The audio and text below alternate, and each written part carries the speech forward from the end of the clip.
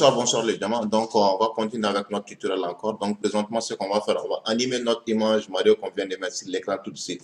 Donc, pour ce faire, on va créer un autre fichier encore Python qui sera Tuto 3. Donc, je vais m'assurer de bien écrire cette fois-ci. Donc, Py et Tuto 3 animer image. Entrée. Donc, on va prendre le même code ici, je ne vais pas le taper encore pour que le tutoriel puisse aller plus vite que la normale. Donc pour ce faire, c'est qu'on va faire. Présentement, on va animer notre image sur l'écran, notre image qui était bien sur Mario. Donc je vais juste vous montrer qu'est-ce qu'on veut faire aujourd'hui. Donc run. Donc on aimerait bouger un des Mario en fait présentement sur l'écran au lieu que ça soit statique. Donc pour ce faire, c'est aussi simple que ça. On va au lieu de dessiner notre Mario ici comme ça, on va le définir dans notre while ici qui est bien sûr le moteur qui roule tout le temps, le while one qui est là présentement. Donc ça c'est la boucle en fait qui tourne tout le temps. Mais ici ça tourne pas tout le temps, ça existe une seule fois. Donc pour ce faire on va juste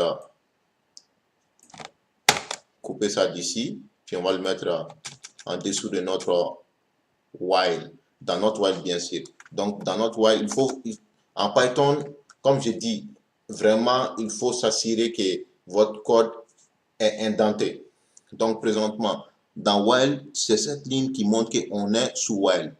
Ça, si on vient sur if présentement, ça c'est notre for présentement. Quand on vient ici, on est sous notre if. Donc là présentement, comme ceci étant dit, on va continuer sur notre while. Donc, tout ce qui commence ici est en dessous de while.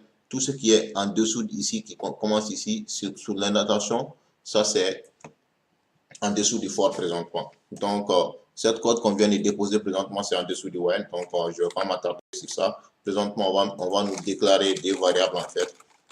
Et on va dire x pour le coordonnée x de Mario en fait.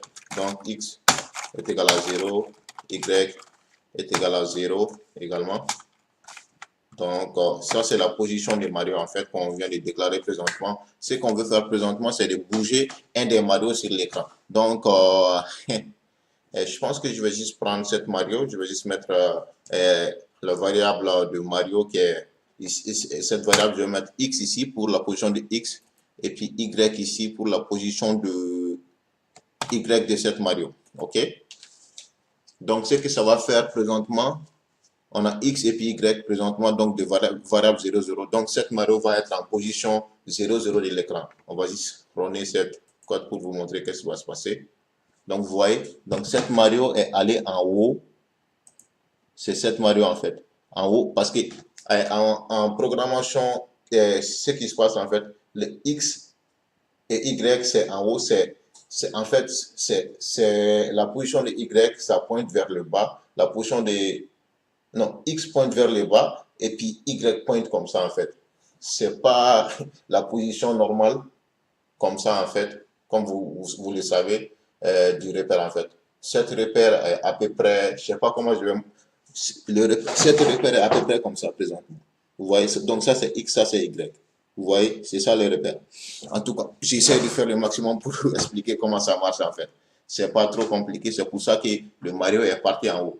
Donc la position 0, 0, c'est ici. Vous comprenez? Donc ce qu'on va faire présentement, on va essayer de bouger notre x et puis notre y. Ce qu'on va faire en bas ici directement, on va faire x est égal à x lui-même plus 1. Vous comprenez? Donc là, y aussi, ça va être la même chose.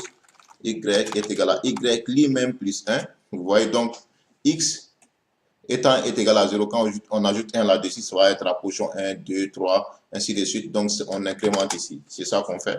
Donc là, on met plus 1. Vous voyez, donc on va exécuter le code encore. Là, vous voyez, ça bouge, ça va en bas directement. Donc, on n'a pas mis de structure de conditions pour que ça revienne sur l'écran tout le temps. Donc, on peut faire ça, mais tout ça, c'est votre choix présentement. Ben, c'était ça que moi, je voulais vous montrer. Mais on va essayer de bouger le Mario. On va essayer de bouger le Mario de de x, on va bouger seulement sur les x. OK? Donc, on ne va pas incrémenter ici. OK? On ne va pas l'incrémenter ici. Ce qu'on va faire, c'est aussi simple que ça. On va faire play présentement. Donc, vous voyez, ça bouge sur les x seulement. OK? Donc, ça bouge sur les x seulement. Mais ce qu'on peut faire, quand ça sort de l'écran, on va le ramener encore sur la position 0. Donc, on sait que notre... on va faire un petit if ici en bas. On fait if x égale à... On sait que la grandeur de notre largeur, c'est 620. Okay, si c'est égal à 600, si x est égal à 620, nous on va juste mettre x à 0 encore. Donc x est égal à 0 en ce moment. Ok, donc quand on exécute ça, ça va sortir de l'écran et puis ça va revenir sur l'écran. C'est ce que ça va se passer, c'est que ça va faire. Ça sort, ça revient. Vous voyez, ça sort, ça revient. C'est ça. Donc c'est tout pour ce tutoriel et puis vous pouvez rester sur le tutoriel, le niveau va augmenter de fur et à mesure. Merci de votre compréhension. Konatech.